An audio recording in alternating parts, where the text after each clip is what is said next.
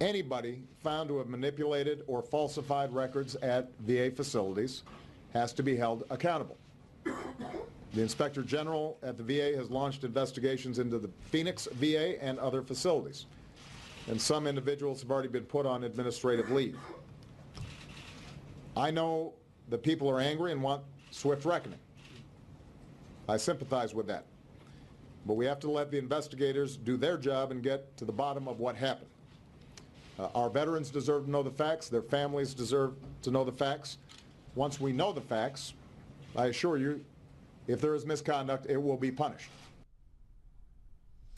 All right, that's some of what the president had to say as I don't know how many days or weeks have gone by since the report alerting the president to the problems, because he found out about it on television, you know. But since that report, days and days and weeks have gone by, and this is the first we've heard directly from the president. Joining us now to talk about this and more is Newsmax contributor, national affairs columnist for National Review Online, our buddy John Fund. Hello, sir. Pleasure, Steve. Thank you. The pleasure is mine. All right, John, so what'd you make of what the president had to say today? Well, this scandal only broke a month ago, so about time. Yeah, a month late and 2 years short or whatever. But, you know, there have been calls, although someone like Ralph Peters told us yesterday that he thinks going after Shinseki's head is a witch hunt and it's misguided and it's outrageous, and he's a military man. But I think letting someone go or asking someone to resign who was going to leave in a week anyway is hardly a move that they could point to, although they are, as the president taking action. Deny, delay, and deflect is the traditional way that you try to cover up and move on from a scandal, and Obama is following that script to a T. Yeah, he really is. All right, so how serious is this? I mean, how much, you know, I've heard things and read things, and, you know, and I respect your opinion, certainly, what you say and write. Some people saying that this could really harm not only Obama, but the Democrats as well, maybe more so as it will turn out than anything else. But we're a long way from that, aren't we? Well, of course, these are early days. Look, we've got, I think, 8 hospitals in 8 states that are involved. There are a total of 150 VA hospitals. Each one may have their own separate story to tell.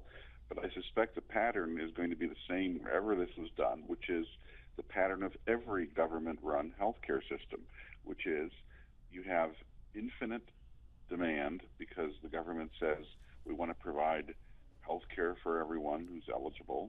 They expand eligibility, and the demand for health care is infinite. We all would like to see a doctor every day sometimes if we want, but good. And sure enough, you're going to see supply restrictions. And if you don't restrict on the basis of price, which is our market system, you're going to restrict on the basis of rationing. And this happens in Canada, happens in Britain.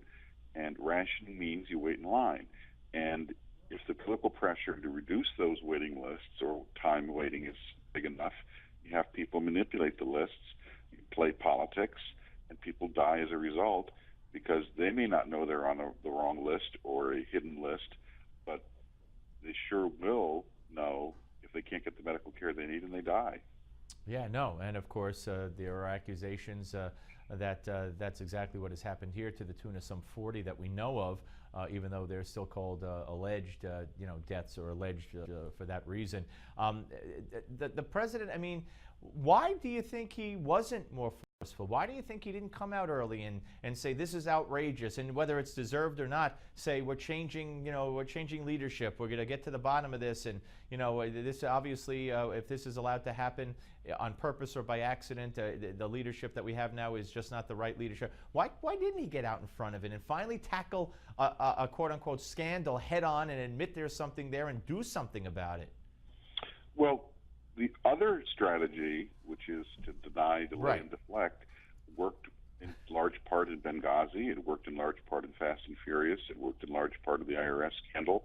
So I think the president simply thought the media probably could be convinced to move on. There's nothing of interest here.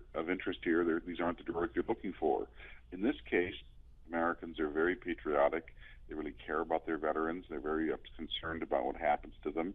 I think the media attention anger has been a little bit greater than they expected.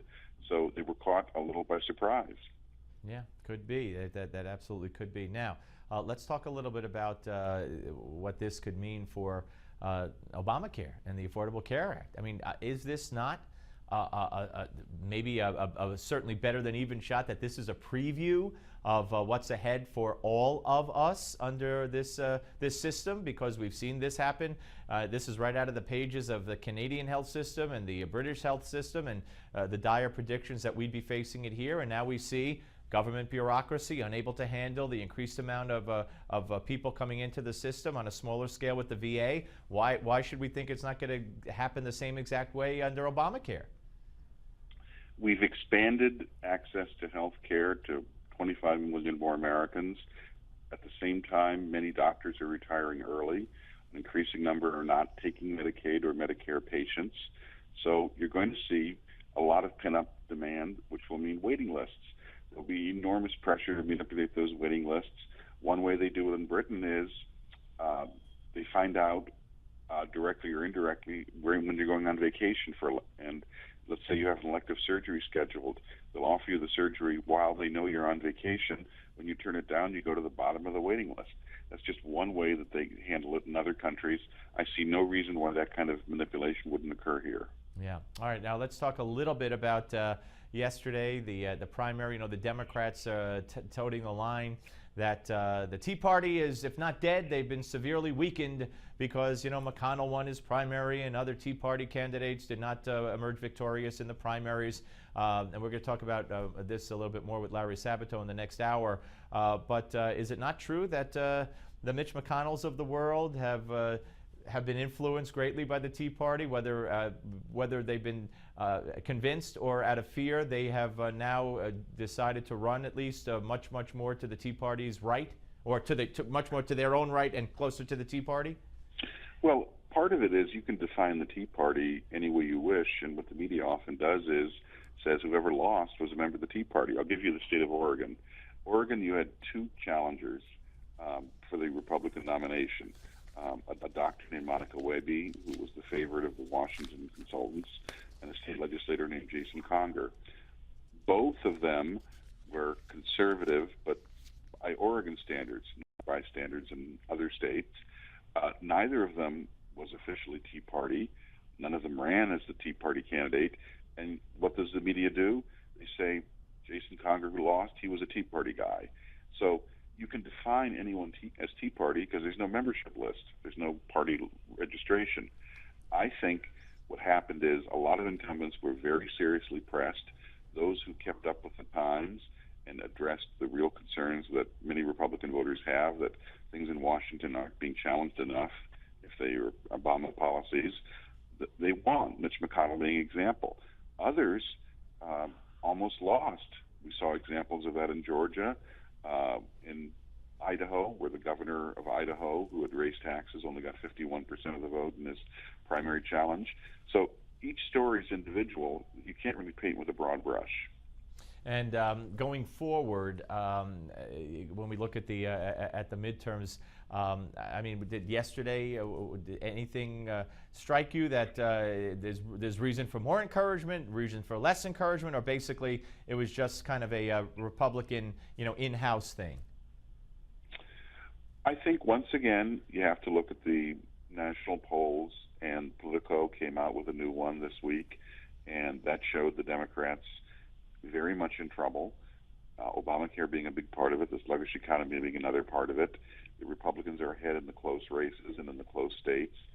So, look, a lot can happen between now and November, but no wonder the Democrats are being so desperate in hurling out charges of racism, sexism, elitism, classism. They've lost on the issues, so they're reduced to name calling. Yeah, absolutely. John, always great to talk to you, sir, and we await the arrival of your brand new book coming out, next month?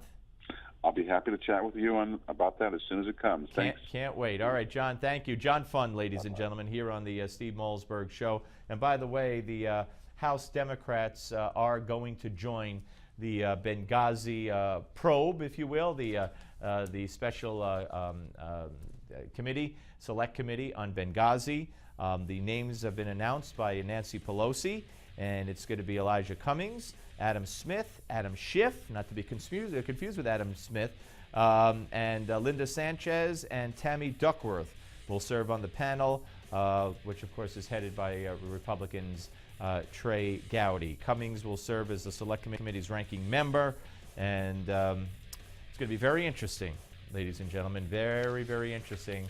Pelosi saying today that they did not need it.